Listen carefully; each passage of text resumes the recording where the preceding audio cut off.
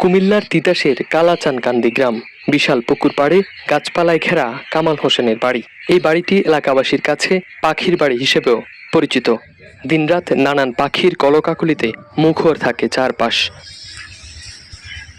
তবে অর্ধ শতাব্দীর সেই ঐতিহ্যে পড়েছে কালো থাবা।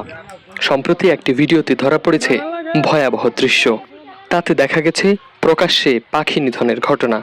কেউ ভাঙছে বাসা, কেউ নামাচ্ছে ছানা, আবার কেউ মেতেছে হত্যাযজ্ঞে। এতে ক্ষুব্ধ পাখি প্রেমীরা।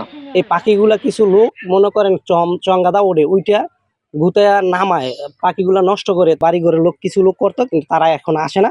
কিন্তু বাইরের লোক আসে এইটারে চাপ দেওয়ার জন্য। যে বাইরে তা করে আমরা কোনো রকমই ধরতে পারি না। সকালে এসে রাত্রে আসে, কোন সময় আসে টের পাই না। ঘটনার পর প্রশাসনের দ্বারস্থ হন বাড়ির মালিক। তিনি চান পাখির অভয়ারণ্য হয়ে থাকুক তার বাড়ি। বিগত 50 বছর যাবৎ এখানে পাখিরা এসে বিচরণ করত।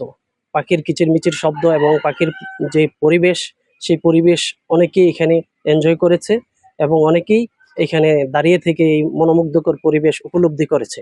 তিতাস থানা প্রশাসন এবং বন পরিবেশ মন্ত্রণালয়কে আহ্বান জানাই যাতে আমার এই বাড়ির এই পাখিদের অভয়ারণ্য এই পরিবেশটা যেন ঠিক থাকে।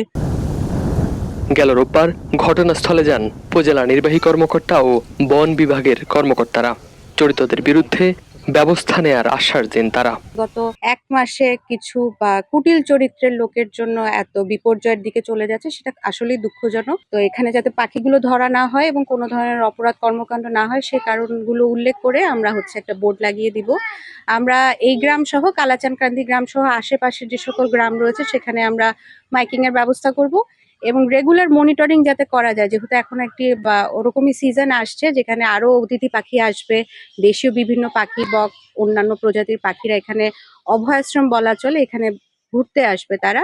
তো আমরা নিয়মিত মনিটরিং এর মধ্যে রাখবো যাতে আমরা একটি 50 বছরের যে ঐতিহ্য এই গ্রামবাসীরা বলে থাকে সেটা যাতে আমরা বজায় রাখতে পারি। পাশাপাশি পাখি রক্ষায় জনসচেতনতা তৈরিতে নানা উদ্যোগের কথাও জানান কর্মকর্তারা। আব্দুল্লাহ আল মারুফ, স্টার নিউজ, কুমিল্লা।